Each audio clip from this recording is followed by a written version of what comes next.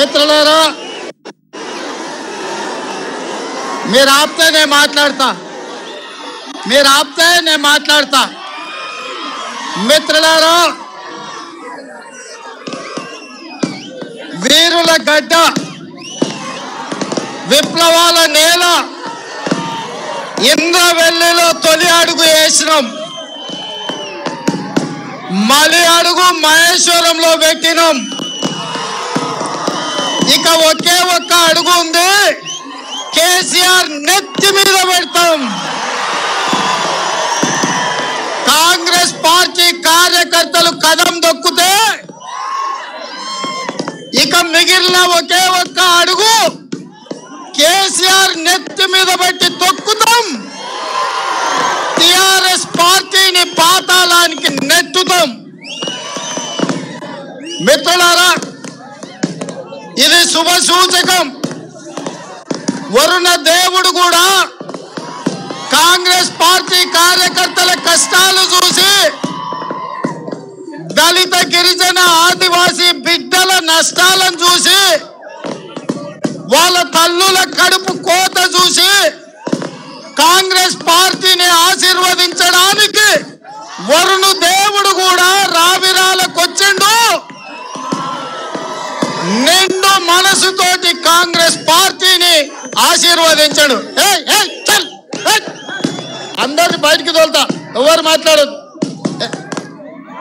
మిత్రులారా, ఇవాళ intelligence police అధికారులకు, టిఆర్ఎస్ పార్టీ సన్నాసులకు ఒక్క మాట చెప్పదలుచుకున్నా. డ్రోన్ కెమెరా ద్వారా మొత్తం తీయండి. కష్టపడి వచ్చిన కాంగ్రెస్ పార్టీ కార్యకర్తలు భూమి ఆకాశం ఒక్కటై వర్షం కురుస్తున్నా కాంగ్రెస్ పార్టీ సభలో ఎట్లా ఉన్నారో ఆ సన్నాసికి తీసి పంపించండి. మొన్న సన్నాసి పెట్టుకున్నాడు హుజూరాబాద్ లో. ఇవాళ మన సభ దగ్గర బయట పల్లీలు అమ్ముకునేటోళ్ళంత మంది కూడా ఆ సభలో లేరు. కృష్ణానది ఉప్పొంగితే,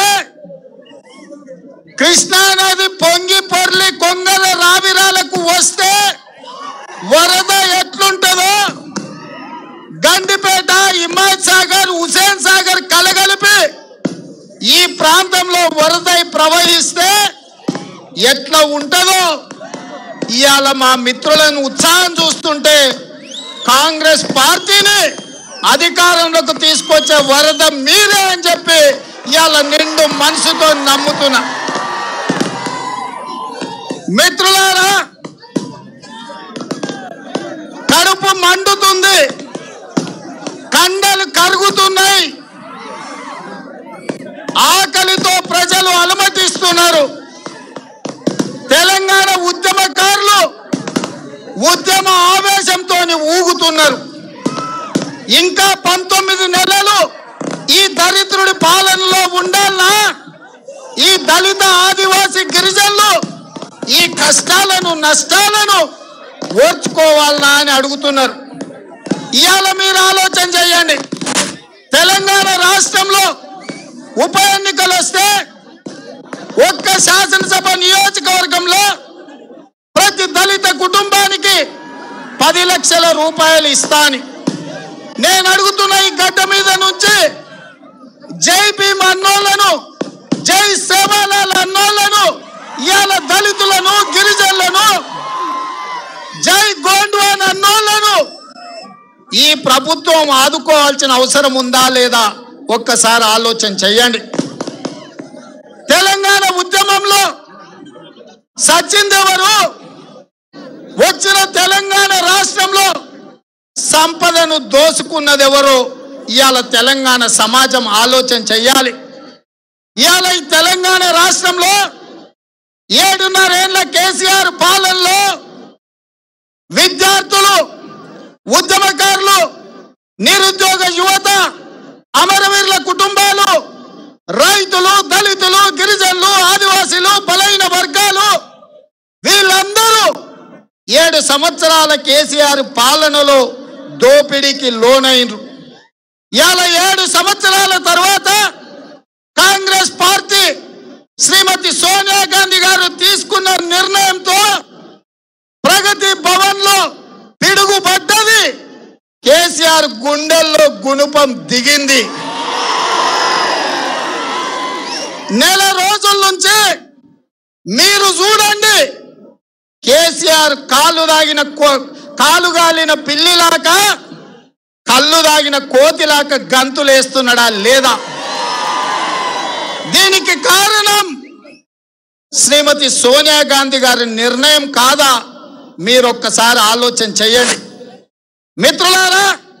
ఇవాళ ఈ సభ ఈ రావిరాల గడ్డ మీద నుంచి, ఈ మహేశ్వరం అడ్డ మీద నుంచి మా కాంగ్రెస్ పార్టీ కార్యకర్తల సాక్షిగా, ఈ సభకు వచ్చిన దళిత, గిరిజన, ఆదివాసి, బలైన వర్గాల బిడ్డల ఆత్మ సాక్షిగా, బిడ్డ కేసీఆర్, బిడ్డ కేసీఆర్, నువ్వు ఇస్తా అన్న 10 లక్షలు మాకు బిచ్చం కాదు. నువ్వు ఇస్తా అన్న 10 లక్షలు మా దళితులు, మా గిరిజనులు, మా మహిళలు రూపాయి పన్ను కడితే 2 లక్షల కోట్ల రూపాయల ఆదాయం తెలంగాణ రాష్ట్రానికి వస్తే, మా తాతలు ముత్తాతలు కష్టపడి కాపాడిన భూములను వేల కోట్ల రూపాయలకు తెగనమ్మి ఇవాళ 10 లక్షలు ఇస్తా అంటున్నావు. నేను అడుగుతున్న ఈ సన్నాసిని, ఈ 10 లక్షలల్లా నీ గజ్వేల్ ఫామ్ హౌస్ లో గుంట భూమి అయినా ఉందా? నీ కొడుకు జన్వాడ ఫామ్ హౌస్ లో కులుకుతున్న దాంట్లోకెళ్ళి ఎకరము ఇంచు భూమి అయినా ఉందా? ఇవాళ నీ అయ్యా జాగీర్ ఇస్తలేవు. అది మా హక్కు, అది మా సొమ్ము. కానీ మా దళితులు, గిరిజనులు సంక్షేమ పథకాలు కాదు, విద్య, ఉపాధి అడిగినరు, చదువుకునే అవకాశాలు అడిగినరు. ఆనాడు కాంగ్రెస్ పార్టీ అధికారంలో ఉన్నప్పుడు 1960లోనే ఇళ్ళ పట్టాలు ఇచ్చినాం. 10 ఏళ్ల కిందనే ప్రతి పేదవాడికి ఇందిరమ్మ ఇండ్లు ఇచ్చినాం. పట్టాలు ఇచ్చింది మేము, భూములు ఇచ్చింది మేము, ఇండ్లు ఇచ్చింది మేము, రిజర్వేషన్లు ఇచ్చింది మేము, ఉద్యోగాలు కల్పించింది మేము, ఉపాధి కల్పించింది మేము, ఉపాధి హామీ పథకం తెచ్చింది మేము. ఉపాధి హామీ పథకం మేము తెస్తే 7,000 మంది ఫీల్డ్ అసిస్టెంట్లను ఉన్న ఉద్యోగాలు ఊడగొట్టి బజార్లకు నెట్టింది నువ్వు.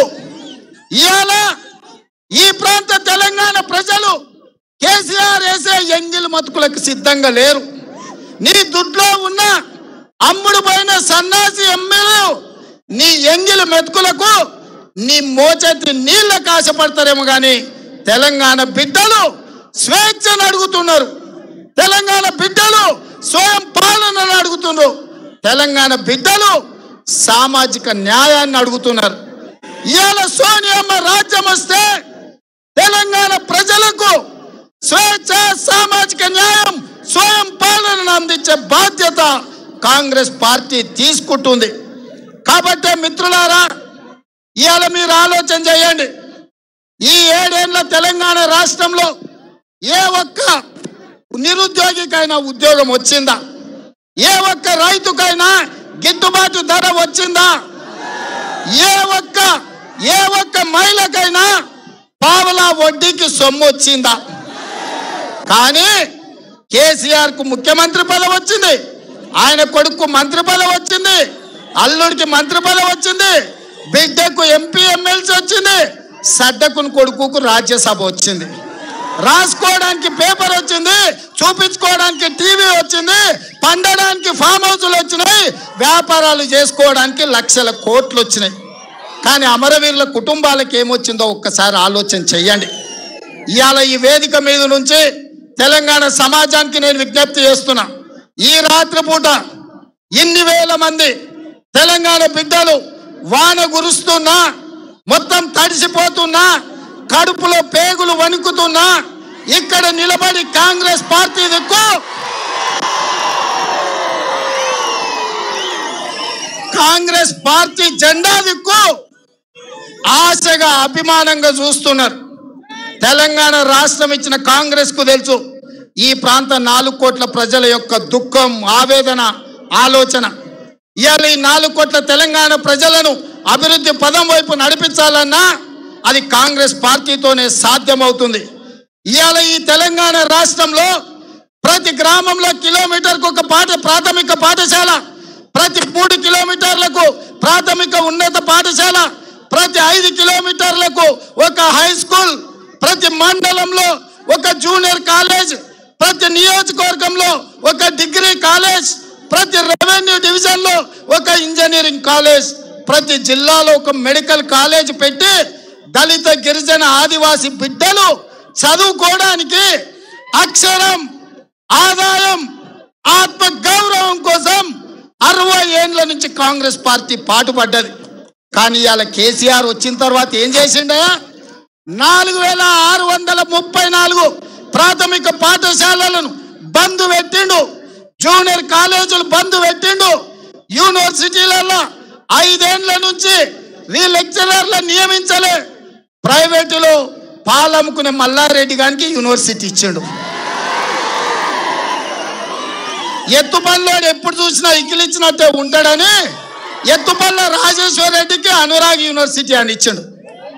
ఈ సన్నాసులకు యూనివర్సిటీ ఇచ్చి ఉస్మానియా, కాకతీయ, పాలమూరు, నిజామాబాదు, మహాత్మా గాంధీ అన్ని యూనివర్సిటీలలో లెక్చరర్లను నియమించకపోవడం వల్ల దళిత, గిరిజన, ఆదివాసి, బలహీన మైనారిటీ వర్గాల విద్యార్థులు ఇవాళ చదువుకు దూరమైనరు.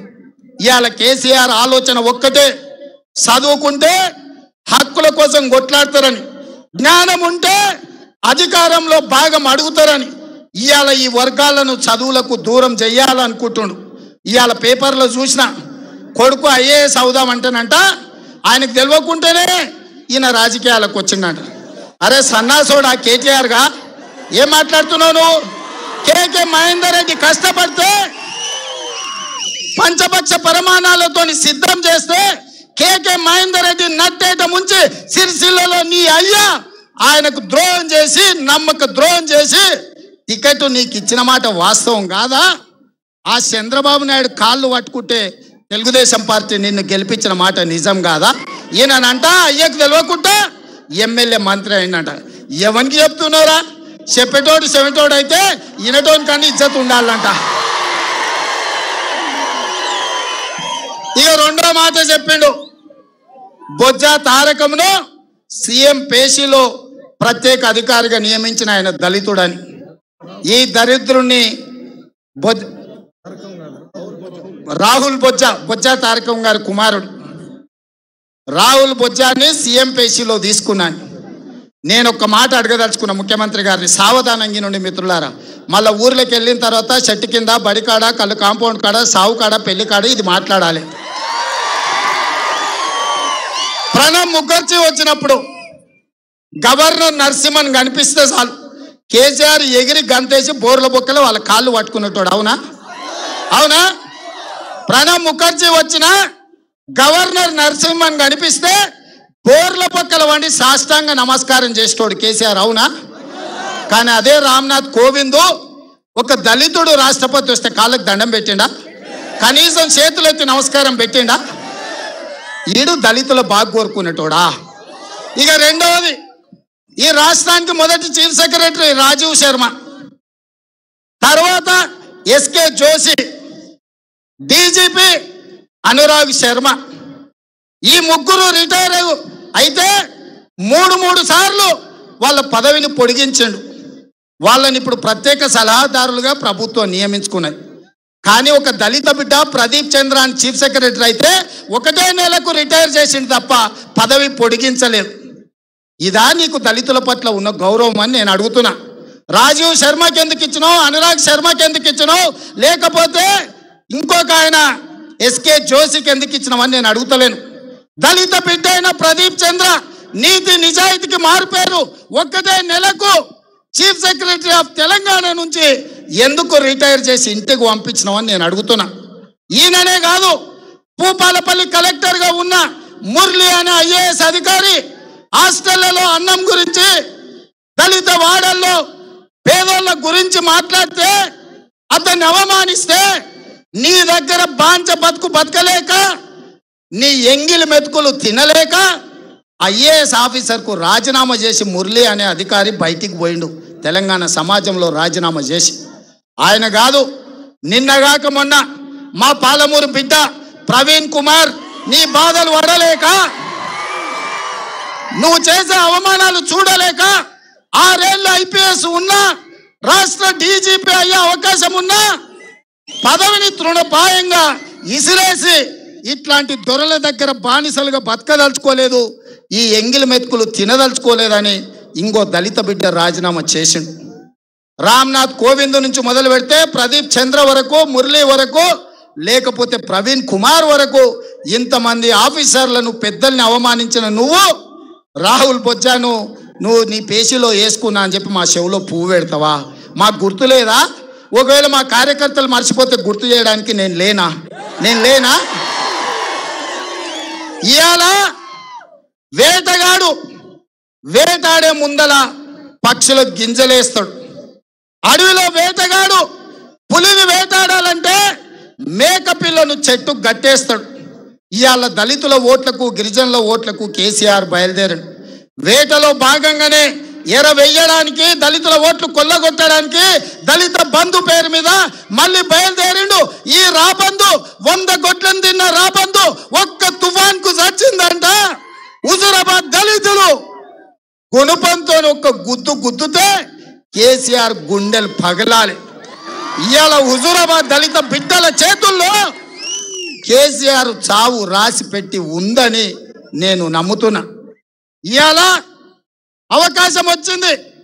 ఈ వేదిక మీద నుంచి హుజూరాబాద్ ప్రజలకు, విద్యార్థులకు, ఉద్యమకారులకు, అమరవీరుల కుటుంబాలకు నేను విజ్ఞప్తి చేస్తున్నా. ఈ 4 కోట్ల తెలంగాణ ప్రజల యొక్క భవిష్యత్తును సువర్ణ అక్షరాలతో లిఖించే అవకాశం హుజూరాబాద్ బిడ్డల చేతిలో ఉంది. కేసీఆర్ మూటలకు నమ్మకండి. నయచిత్తుల నక్క పొక్కలోకి వెళ్ళి బయటికి వచ్చింది. ఈ నక్క ఓట్లుంటేనే బయటికి వస్తుంది, ఓట్లు అయిపోతే మళ్ళీ పోయి లోపల దాచుకుంటుంది. ఇవాళ బయటికి వచ్చినప్పుడే ఈ నక్కను తోక బట్టి కొట్టాలి. ఇక్కడ ఉన్నోళ్ళందరూ హుజూరాబాద్ పోయి అక్కడి ప్రజలకు చెప్పాలి. ఇవాళ నేను కోరుకునేది ఒక్కటే, మిమ్మల్ని అందరినీ, తెలంగాణ సమాజాన్ని, మనకు మళ్ళీ అవకాశం రాదు. దొంగ చేతికి దొరికిండు. దొంగను శిక్షిద్దామా, జాలిపడి వదిలేద్దామా? శిక్షిద్దామా? దొంగకు ఉరి శిక్ష వేద్దామా? 100 మీటర్ల గోతి తీసి పాతి పెడదామా? మీరంతా సిద్ధమా? మనమందరం దళితుల కోసం, గిరిజనుల కోసం, ఆదివాసీ బిడ్డల కోసం, బడుగు బలైన దళిత గిరిజన మైనారిటీ మహిళల కోసం మనం కొట్లాడదామా? మీరందరూ తోడు ఉంటారు కదా? ఈ యుద్ధం చివరి వరకు కొట్లాడదాం కదా? 19 నెలలు ఇండ్లలో సెలవు పెట్టిండ్రు కదా? 19 నెలలు కాంగ్రెస్ జెండా మోస్తారు కదా? మీరందరు సిద్ధమేనా? మీరు చెప్పే మాట ఢిల్లీ నుంచి శ్రీమతి సోనియా గాంధీ గారి ప్రతినిధి మాణిక్ ఠాగూర్ గారు వచ్చారు. సప్పట్లతోని వారికి మీరు చెప్పండి. వారితో పాటు బోసే రాజు గారు వచ్చిండ్రు, శ్రీనివాసన్ గారు వచ్చిండ్రు. ఇవాళ ఈ మహేశ్వరం గడ్డ మీద కాంగ్రెస్ పార్టీ కార్యకర్తలు ఏం చెప్పబోతుండ్రో ఇని మీ స్పందనను సోనియామ్మకు చెప్పడానికి ఇక్కడికి వచ్చిండ్రు. ఇవాళ ఇంత అఖండ స్వాగతం మీరు పలికిరు. నేను కోరుకునేది ఒక్కటే, రాజ్యం మన చేతులు ఉండాలి. కేసీఆర్ ఇచ్చే సంక్షేమ పథకాల కోసం ఎవరు ఆశపడతలేరు. నిజంగానే మన పిల్లలకు ఉద్యోగాలు వస్తే, ఉపాధి దొరికితే, ఆనాడు కాంగ్రెస్ పార్టీ అధికారంలో ఉన్నప్పుడు ఎంతో మందికి, లక్షలాది మందికి ఉద్యోగాలు ఇచ్చినాం. వాళ్ళ కుటుంబాలు ధనవంతులైనరు, శ్రీమంతులైనరు, ప్రజాప్రతినిధులైనరు. కానీ ఇవాళ కేసీఆర్ చేతిలో మోసపోయి దళిత గిరిజన బిడ్డలు ఆత్మహత్యలు చేసుకుంటున్నారు. ఈ ప్రభుత్వం పట్టించుకుంటలేదు. కాబట్టి మిత్రులారా, ఇంత వర్షం వచ్చినా కాంగ్రెస్ పార్టీకి అండగా నిలబడడానికి, తెలంగాణ సమాజంలో 4 కోట్ల ప్రజల తరఫున కొట్లాడడానికి ఇక్కడికి వచ్చిన మీకు అందరికి కూడా హృదయపూర్వకంగా ధన్యవాదాలు తెలియజేస్తూ మీ అందరి దగ్గర సెలవు తీసుకుంటున్నా. ఒక్క నిమిషం, ఈ పక్కనే కూతవేటు దూరంలో నాచారం దగ్గర ఫార్మాసిటీ ఉంది. ఒక్క నిమిషం ఒక్క నిమిషం. ఇక్కడ నుంచి ఆచారం దగ్గర ఫార్మా సిటీ ఉన్నది. 20,000 ఎకరాల భూమిని సేకరిస్తే కాంగ్రెస్ పార్టీ అధికారంలో ఉన్నప్పుడు 8,632 ఎకరాలు, ఎంత 8,632 ఎకరాలు దళితులకు అసైన్మెంట్ పట్టాలు కాంగ్రెస్ పార్టీ ఇస్తే 2 కోట్ల రూపాయల ఎకరం ఉన్న ఈ భూమిని 8 లక్షల రూపాయలు చేతులు పెట్టి పప్పుల బెల్లాలకు గుంజుకున్నాడు. కానీ ఇవాళ ప్రైవేట్ కంపెనీలకు 1.5-2 కోట్లకు అమ్ముకుంటుండు. ఇక్కడున్న ఈ భూమి కోసం, భుక్తి కోసం, విముక్తి కోసం కొట్లాడిన వాళ్ళను జైల్లో పాలు చేసిండు. ఈ ఆచారం ప్రాంతంలో వస్తున్న ఫార్మా సిటీ రైతులకు కాంగ్రెస్ పార్టీ అండగా ఉంటది. ఇంకొక పందికొక్కు ఇక్కడనే ఇబ్రాహీంపట్నంలో ఉంటది. బాప్ 1 नंबर, बाप 1 नंबर, बेटा 10 नंबर. बाप 1 नंबर, बाप 1 नंबर, बेटा 10 नंबर. తండ్రి కొడుకులు కలిసి ఈ ప్రాంతాన్ని అంత తెగ నమ్ముకుంటున్నారు. మళ్ళా తప్పకుండా మీ దగ్గరకు వస్తా, మీ అభిమానాన్ని గుండెల్లో పెట్టుకొని తీసుకెళ్లి ఢిల్లీలో సోనియమ్మకు చెప్తాం. సోనియమ్మ రాజ్యం వస్తుంది. సోనియమ్మ రాజ్యంలో మనకు స్వేచ్ఛ, సామాజిక న్యాయం, స్వయం పాలన వస్తుంది. జై సోనియమ్మ, జై సోనియమ్మ, జై జై సోనియమ్మ. రాహుల్ గాంధీ గారి నాయకత్వం, కేసీఆర్ గుండెలు ఎదరాలి. రాహుల్ గాంధీ గారి నాయకత్వం, రాహుల్ గాంధీ గారి నాయకత్వం. ధన్యవాదాలు మిత్రులారా.